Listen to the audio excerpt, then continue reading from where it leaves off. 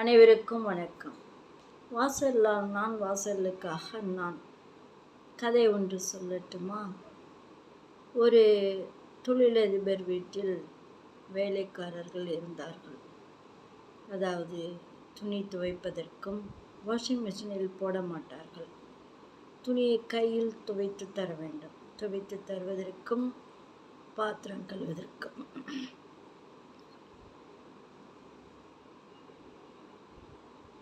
அடுத்ததாக கடைக்கு சென்று காய்கறிகளை வாங்கி கொண்டு வருவதற்கும் ஃப்ரெஷ்ஷாக. அடுத்ததாக அங்கு கூட்டுவதற்கும் விட்டு சுற்றி கூட்டுவதற்கும் மர இலைகளை காம்பவுண்டிற்கு கூட்டிவிடவும் இப்படி பல ஆட்கள் இருந்தார்கள். அவர்கள் எல்லோரும் காலையில் உணவு சிற்றுண்டி அருந்துவிட்டு தான் வீட்டுக்கு செல்வார்கள். வேலையை முடித்துவிட்டு மீண்டும் மறுநாள் காலை வருவார்கள். இப்படியாக வருடங்கள் ஓடிக்கொண்டிருந்தது. வேலைக்காரர்களை மாற்றலாம் என்றால் ஏதாவது அதிகமாக விடுமுறை எடுத்தால் மாற்றிவிடலாம் என்று நினைத்தால் அவர்கள் ஐயா அம்மா என்று கெஞ்சுவார்கள். வேண்டாம், மாற்ற வேண்டாம், நாங்களே வருகின்றோம். ஊரில் வேலை முடிந்ததோ முடியவில்லையோ இங்கு விரைவில் திரும்பி விடுவோம். அம்மா அப்பா மாதிரி எங்களுக்கு, ஐயா அம்மா மாதிரி எங்களுக்கு நல்ல முதலாளி கிடைக்க மாட்டார்கள். நாங்கள் திரும்பி வந்து விடுவோம், விரைவில் வந்து விடுவோம் என்று சொல்லிவிட்டு சென்று விடுவார்கள். மீண்டும் அதே போல் வந்தும் விடுவார்கள். இப்படி இருக்கும் பொழுது அதில் காய்கறிகள் வாங்கிவிட்டு வரும் நபரோ அதிகமாக காசை அவர்களிடம் திருட்டுத்தனமாக போய் பேசி எடுத்துக்கொள்வான். எப்படி என்றால், இவர்கள் வீட்டிற்கு வாரத்திற்கு ஒரு முறை அயன் பண்ணும் டோபி அவங்க காம்பவுண்டிற்குள்ளேயே காலையில் 10 மணிக்கு வந்தால் அயன் பண்ணுவதை எல்லாம் ஃபேமிலியில் அனைவரதும், ஆண்கள் பெண்கள் அனைவரதும் அயன் செய்து கொடுத்துவிட்டு மாலையில் நேராக வீடு சென்று விடுவான். வாரத்தில் ஒரு நாள் அப்படி. அந்த டோபி இவர்கள் வீட்டுக்கு அருகில் இருந்தால் இந்த ஆள் கடைக்கு சென்று விட்டு வரும் வழியில் அந்த டோபி இருப்பான். மரத்துக்கடியில் துணிகளை அயன் பண்ணி கொண்டு வண்டியில். இப்படி இருக்கும் பொழுது அவன் அந்த டோபியினுடைய அருகில் மிகவும் மெதுவாக பேசினான். என்னவென்றால், நான் காய்கறி அங்கே நிறைய வாங்கிட்டு வர சொல்வார்கள். நான் இங்கே கொஞ்சம் காய்கறிகளை இங்கே கவரில் வைத்து விட்டு போவேன். மாலையில் நான் வீட்டுக்கு இந்த வழியாகத்தான் செல்வேன். அப்பொழுது வாங்கிச் செல்கின்றேன். உனக்கு மாதம் 10,500 கொடுத்து விடுகின்றேன் என்றான். ஐயோ வேண்டாம், அந்த ஐயா அம்மா வீட்டுக்கு நான் துரோகம் செய்ய மாட்டேன் என்று சொல்லிவிட்டு, நீ வேணா வச்சுட்டு நீயே எடுத்துட்டு போ, என் கையாராக நான் அதை வாங்க மாட்டேன் என்று அந்த டோபி சொல்லிவிடுகிறார். அயன் பண்ணுகிற டோபி அவனிடம் சொல்லிவிடுகிறார். இவனோ அவனே அந்த இடத்தில் வைத்து விட்டு வண்டியில் அவனே எடுத்துக்கொண்டு போவான். இதற்கு நான் பாதுகாப்பெல்லாம் தரமாட்டேன், எனக்கு பாதுகாப்பு தந்தன்னா எனக்கு பாவம் பிடித்துவிடும் என்று டோபி சொன்னார். அவன், இந்த இடத்தில் வைப்பதற்கு இடமில்லை, உன்னுடைய இடம் பாதுகாப்பாக இருக்கின்றது, என் மேல் சந்தேகம் மற்றவர்கள் படமாட்டார்கள், நான் இங்கேயே வைத்து கொண்டு செல்கின்றேன் என்று வைத்துவிட்டு மாலையில் எடுத்து செல்வான். அப்படி இருக்கும் பொழுது இந்த டோபிக்கு அங்கு சொல்லிவிடலாமா என்று ஒரு யோசனை வந்தது. சொல்லிவிட்டால் இவனுடைய வேலையை வேண்டாம் என்று துரத்தி விடுவார்கள். அப்பொழுது இவனுக்கு 2 குழந்தை. இவனது குழந்தையினுடைய படிப்பு செலவுக்கு இல்லை. மொத்தம் 4 பேர். வீட்டு வாடகை கொடுக்க முடியாமல் திண்டாடுவான். இப்படி எத்தனையோ சிக்கல் இருக்குது. அதுவும் நமக்கு ஒரு பாவம். கடவுளாக பார்த்து இவனை தண்டிக்கட்டும் என்று சொல்லி மனதுக்குள் வருந்துவான் இந்த டோபி. அப்பொழுது என்ன ஆயிற்றது, ஒரு நாள் அந்த டோபி, நான் இன்னைக்கு விடுமுறை, திடீரென்று ஊருக்கு செல்லவிருக்கின்றேன், நீ என்ன சொல்கின்றாய் இதை எடுத்துக்கொண்டு செல் அப்படி என்று சொன்னார். இவனோ, நீ என்னை ஆரம்பத்தில் சொல்லும் பொழுதே நான் கண்டுபிடித்தேன், இதற்கு நீ ஒத்து வரமாட்டாய் என்று பொய் சொல்லுகிறாயா என்று கேட்டான்.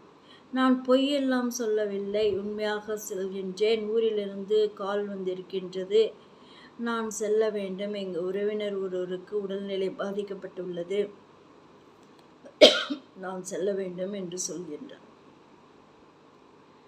நீ சென்றாலும் செல்லாவிட்டாலும் வண்டி இங்கே தானே இருக்கும், நான் வச்சுட்டு போகிறேன், உனக்கு என்ன அப்படின்னு. நீ என்னவோ செய், எனக்கு தெரியாது. உன்னிடமும் எனக்கு வம்பு வேண்டாம், எனக்கு கேவலம். நான் டோபியாக இருந்தாலும் கீழ்மட்ட தொழில் செய்தாலும் நான் இந்த மாதிரி பொய் பேச மாட்டேன். சம்பளம் எனக்கு வருமானம் கம்மியாக இருந்தாலும் பொய் பேச மாட்டேன், திருட மாட்டேன், மற்றவர்கள் கெடுதல் செய்வர்களுக்கு நான் உதவி செய்ய மாட்டேன். நீ இப்படி வலுக்கட்டாயமாக பண்ணுகின்றாய், என்ன செய்வது எனக்கு தெரியவில்லை. கடவுள்தான் என்னை உன்னிடமிருந்து காப்பாற்ற வேண்டும் என்று சொல்லுகிறான் டோபி. சரி, நீ இப்படி ராமாயணம் பாடிக்கொண்டிருக்கிறாய், உனக்கு ஒரு நாள் ஏதாவது துன்பம் அங்கு ஏற்படும் பொழுது நான் உனக்கு உதவ மாட்டேன் என்று சொல்கின்றான்.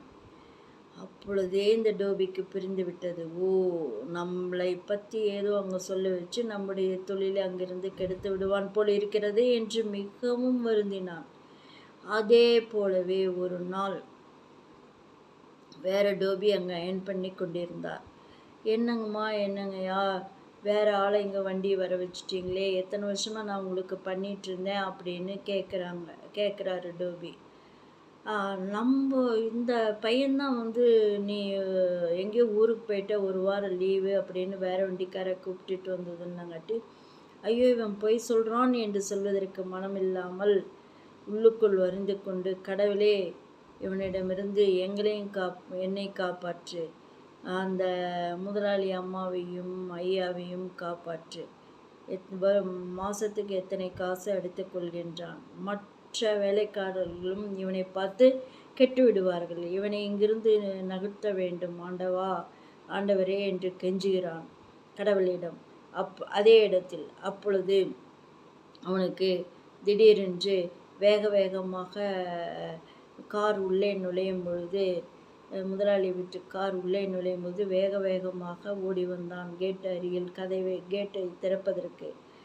அப்பொழுதே விழுந்து விட்டான். விழுந்தது, கால் எலும்பு முறிந்து விட்டது. அந்த காரிலேயே அழைத்து கொண்டு இவனை தூக்கி கொண்டு அருகில் உள்ள பெரிய ஹாஸ்பிட்டலுக்கு அழைத்து சென்று ட்ரீட்மெண்ட் நல்ல முறையில் செய்யுங்கள், எவ்வளோ லட்சம் செலவானாலும் பரவாயில்லை, எங்கள் வீட்டில் வேலை செய்பவன் தான் என்று சொன்னார்கள். அப்படி இருக்கும் பொழுது அவனுக்கு கால் எலும்பு சாதாரணமாக விழுந்தே கடவுள் எலும்பை 2ஆக உடைத்து விட்டார். வருடக்கணக்கில் ஆகும் இவன் வேலைக்கு செல்லக்கூடாது. உங்களுக்கு இவன் எவ்வளவு உபகாரமாக இருந்தாலும் வேறு ஆட்களை நியமித்துக் கொள்ளுங்கள். இவன் ரெஸ்டாக இருக்க வேண்டும், 6 மாதம் அளவில் இவன் ரெஸ்டாக இருக்க வேண்டும், ஃபிசியோதெரப்பி செய்ய வேண்டும். இப்படி பலவிதமான சிக்கல்கள் இருக்கிறது. இவனுக்கு தொழில் இல்லாவிடில் இவனுக்கு 2 குழந்தைகள் இருக்கிறது, படித்து கொண்டிருக்கிறார்கள், குடும்ப செலவுக்கு என்ன செய்வான் என்று முதலாளி வருத்தப்பட்டார். இவனுக்கு மாதம் பணத்தை இவரே கொடுத்து விட்டார், வேலைக்கு வராவிட்டாலும் பணத்தை கொடுத்து விட்டார். அப்படி இருக்கும் பொழுதே இந்த இடத்தில் வேறு ஆளை நியமனம் செய்து விட்டார்கள். அனைவரும் தெரிந்தும் தெரியாதது போல இவனை காப்பாற்றி கொண்டிருந்தார்கள். டோபி ஒருவருக்கு மட்டும்தான் இவன் உண்மையான குற்றவாளி, முழு திருடன் என்று தெரிய வந்தது. டோபிதான் கொந்தளிப்பு செய்து கொண்டிருந்தார். அப்படி இருக்கும் பொழுது கடவுள் இவன் டோபி வேண்டினதை நடத்தி கொடுத்து விட்டார். அதாவது ஒரு குற்றம் செய்பவன் ஒரு இடத்தில் நிலைத்து இருக்க முடியாது. கண்டுபிடித்தாலும் சரி, கண்டுபிடிக்காட்டும் சரி, நல்ல இடத்தில் இருக்க முடியாது என்று தெரிகிறது அல்லவா? நாம் நல்லவராக வாழ்வோம், நல்ல இடத்தில் இருப்போம், நம்மை சுற்றி இருப்பவர்களும் நலமாக இருக்க வேண்டும், நாமும் நலமாக இருக்க வேண்டும் அல்லவா? நலம்தான் வாழ்வில் முக்கியம். தங்களிடமிருந்து விடை பெற்றுக் கொள்வது VS ரோமா, கோயம்புத்தூர்.